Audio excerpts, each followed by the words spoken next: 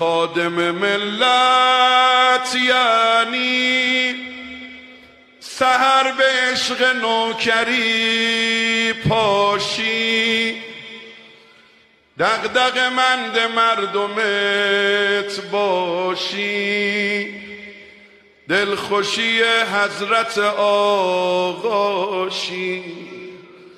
خادم ملت یعنی ساده باشی، مرد خدا باشی، پیرو راه شهدا باشی، خادم حضرت رضا باشی.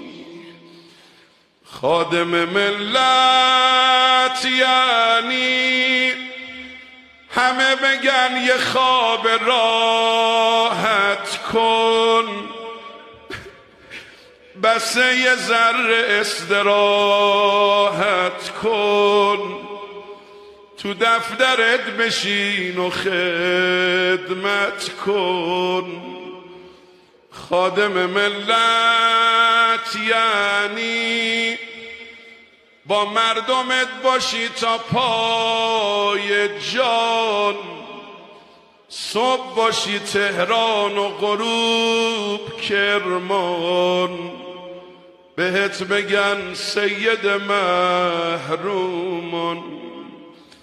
خادم ملت یعنی همون که مولا علی فرموده، نداشته باشی خواب آسوده، تا بشکنی دستای آلوده.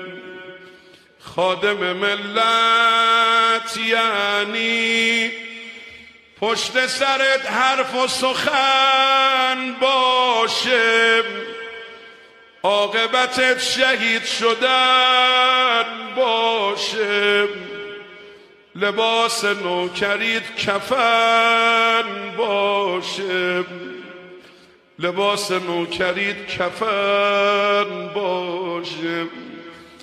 خادم ملت یعنی خادم بی نام و نشون باشی، با همه خوب و مهربون باشی، رئیس باشی، روز خون باشی. خادم ملت